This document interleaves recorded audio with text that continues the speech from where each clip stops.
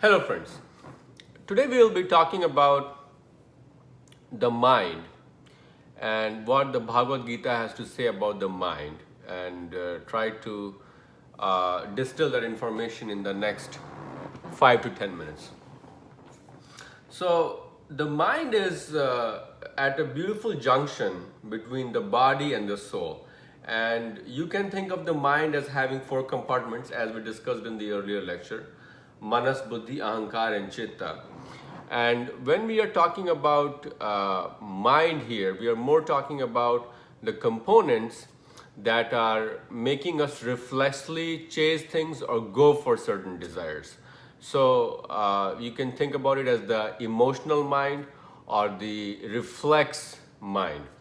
And as opposed to this component of the mind is buddhi, or the delineating intellect, which believes in rationalization, past experiences, how things have not panned out the way we wanted them to pan out by remembering some past incidents. So the emotional mind and the intellectual mind, once they are aligned together and they are pursuing the same common goals, then we have attained a higher level of awakening or liberation and moksha, or at least on the path of getting liberation.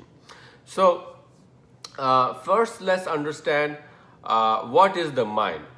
The mind is a reservoir of impressions, recollections, what we call samskaras, which can be collected from the past life, and they will unfold themselves in the thought process of manas, or the active mind, the conscious thinking mind, versus samskar being in the subconscious mind. So emotions are more reflex, subconscious feelings, versus intellect is something you have to actively concentrate and think upon to derive what you say and what you act and how you want things to unfold in your life. So the whole goal is to align the subconscious mind, emotional mind, with the conscious mind, the mind that deals with rationalization, intellect, things of that nature. So lots of times we see there's a divergence. You want to get something even if it is not good for you. For instance, say smoking or drinking. Addictions in general, there's a craving, deep yearning inside to attain certain things, even if we know that it is not good for us in the long term. So although the buddhi or delineating intellect wants to suppress, the mind or the motor activity trains the muscular system to go for it. So we have somehow suppressed the delineating intellect, and the emotional mind has overridden. And in certain cases, we suppress it, so the delineating mind is the powerful authority.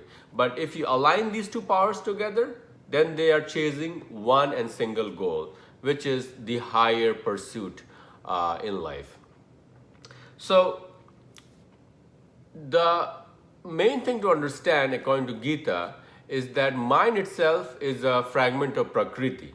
Prakriti as in nature, or the lower nature, as Krishna says in Bhagwad Gita.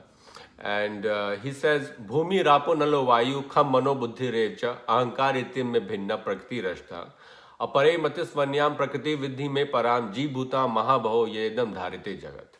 So basically he says that fire, earth, air, water, ether, which is non-space, and in addition to manas, buddhi and ahankara, compose my lower nature. And then there is purusha, which is my higher nature.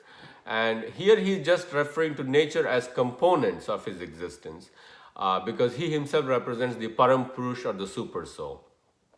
So we ourselves are an atman, or a jeev, or a soul living in this body, which is also having some sense organs, Shotram Chakshus Parsanam Charasnam Ghrame Chadishta Manisham Vishanup Sevte, or sight, smell, touch, taste, smell, hear, all these senses which are being presided over by the mind, and it's enjoying, or in some cases bearing the pain from association with these senses.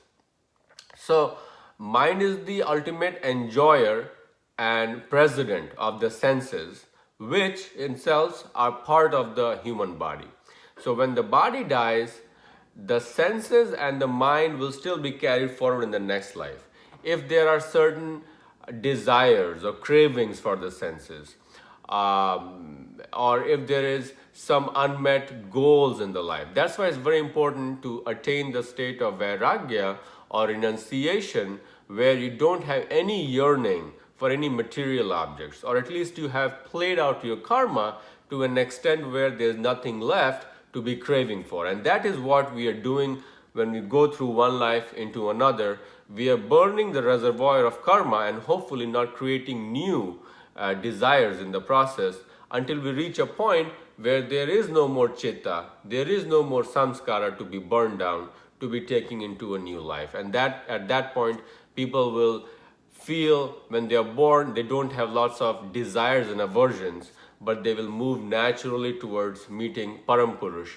As themselves, they represent Purusha, or the consciousness of the human soul. So that is the nature of the mind, and it's very important to train the mind in the right direction by involving the right environment, or the gunas.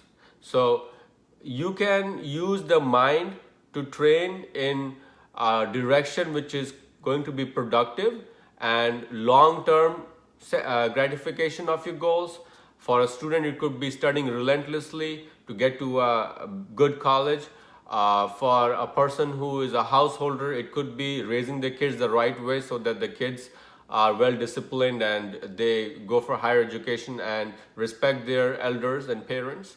It could be just dispelling your karma in the right way without having a sense of expectation or a sense of reward in return that they are yearning for. As he calls it, karmanya vadhikaraste ma phaleshu kadachana ma karmphaletu bhurmarte sangostva karmani. You should not be yearning the price of your karma when you are doing the work. Your full concentration should be on performance of the duty selflessly, because that is the right thing to be done. So that is the way to create akarma, or karma without reciprocal action, which you will have to come and pick up in your next life if you don't burn it out all in this current life. So in a sense, we are most naked when we are lying in a pool of raw, unmitigated, uninhibited thoughts.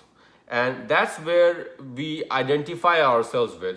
But these thought processes themselves are molded by the gunas, or the environment, the influencing environment that we decide to surround ourselves with.